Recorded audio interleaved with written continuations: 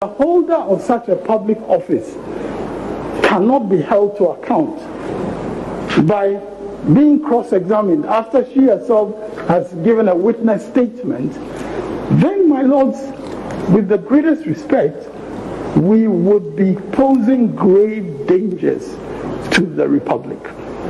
Because the holders of important offices can shield themselves from accountability by saying in every case that we will not allow ourselves to be cross-examined and nobody can do anything about it. And what I submitted earlier, and which ties into this point that I'm making, is that if it were not for the fact that she is the representative who has sworn a witness statement on behalf of the first respondent, it would be open to us to ask the court for a subpoena to have her testify. So, my lords, we respectfully submit that in the circumstances that we are faced with here, with this particular holder of this particularly singular office that is supposed to make a determination that reflects the sovereign will of the voters of Ghana in an election, which is what democracy is all about. It is our respectful submission that that constitutional obligation cannot be set aside by subsidiary legislation or by reliance on subsidiary legislation. It cannot. Every legislation that we've talked about, CI 87, CI 47, and I mean, none of that can set aside the sacred public duty of this chairperson and the need to account for that public duty where the forum demands it. And my lords, this is a forum that demands it.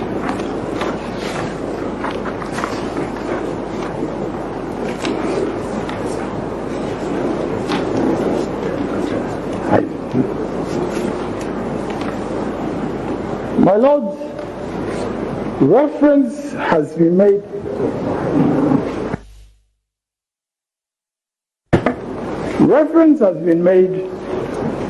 by my learned friend to the case of Armour versus Hydrofoam.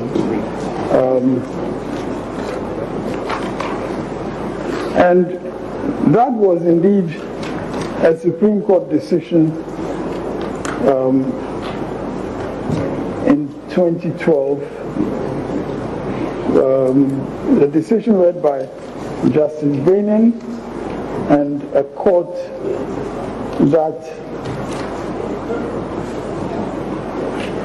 comprised various justices, including your Lordship, the Chief Justice. Now, my Lord, that case has absolutely no application to the circumstances that we are dealing with. Because in that case,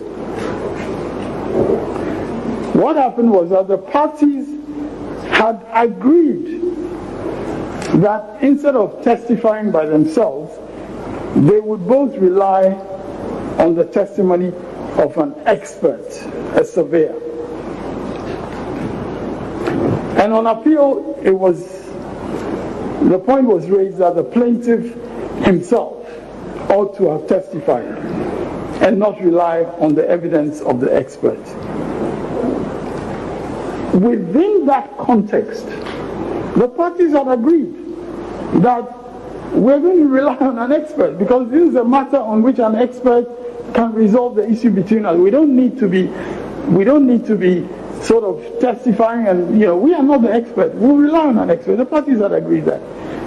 Then they go to court and one party is more or less arguing that because the plaintiff did not testify, it should be held against him. My lords, of course, rejected that argument, and my lords made it clear